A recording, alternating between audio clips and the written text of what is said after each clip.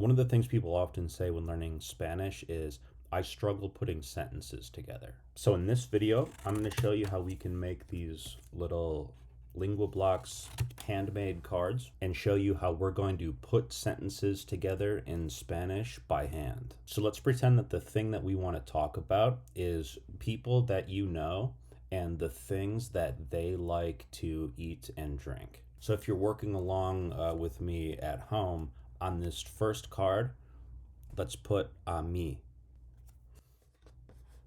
Now, maybe you have a friend, and that friend could be male or female, amigo or amiga. That's going to be card 2. So we now have a mi amigo and a mi amiga. Next up is le gusta, which means he or she likes something. Literally, it pleases them. And then we'll do comer, which means to eat. Also going to get tomar, which is to drink. So now we have a mi amigo le gusta comer such and such.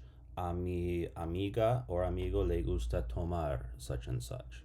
By the way, this sort of tabletop, almost puzzle type game can be played with someone that you're teaching Spanish. I've heard people say that they're like doing this with their kids and like learning Spanish together. So for foods, here I've put tacos, pasta, and cereal. Just kind of randomly chose that. You can obviously choose any food you want.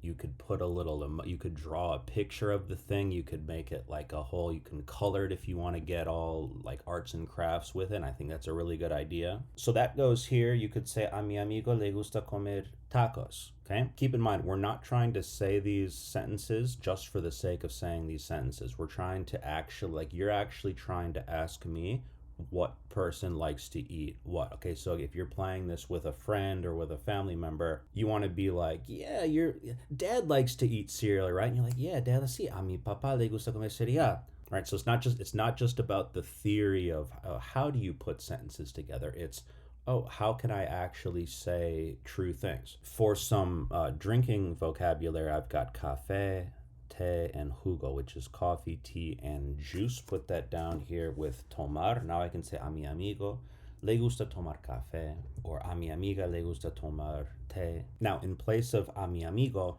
I can do any other family member or family and friends vocabulary. Esposo, esposa, hermano, hermana, tío, tía, do cousin, grandparents, whatever you want to do. Okay, so this is a nice little vocabulary builder. But again, it's not just vocabulary for the sake of vocabulary. It's vocabulary because it works in itself into this puzzle in such a way where you can go, okay, now let me ask you, what is, you know, your little cousin, like, what does he like to drink? Oh, he likes to, you know. Okay? So how many sentences can you create right now using what's on the board? Now we're going to go one step further here, and we're going to put tu. Okay, now here's where the magic of conversation, instant conversation, comes into play. Because when I've put a tu amigo le gusta tomar café, for example, I can actually ask that person that I'm teaching Spanish to or learning Spanish with. I can actually say, okay, so think of your best friend right now, and I'm going to ask you a question, and I really want to know the answer. A tu amigo, best friend, mejor amigo. You could write that in on the card or make a new one. Mejor amigo. So your best friend, all right? So think of your actual best friend. A tu mejor amigo le gusta tomar café. And it's either sí or no. If no, then say a mi amigo no le gusta. So I've written no le gusta up there. Okay, so you could say, no, my best friend doesn't like to drink coffee. All right, so no, mi amigo no le gusta tomar café. Oh, okay. A tu mejor amiga le gusta tomar té, le gusta tomar jugo, le gusta tomar.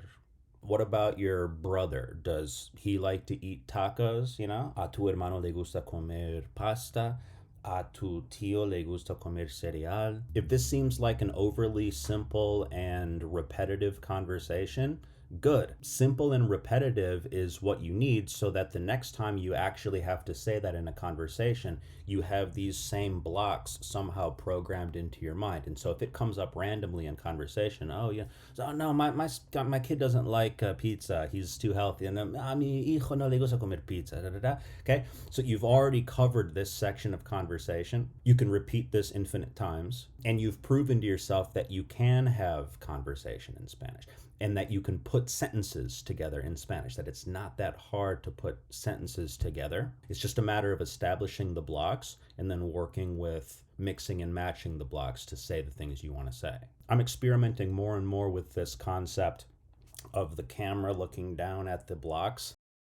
If you like that, let me know. And if there's a language or a topic or a grammar thing within any language, especially Spanish, that you'd like to see, just let me know in the comments. I hope this is something that you try out because I believe that it can help you take your Spanish learning into your own hands.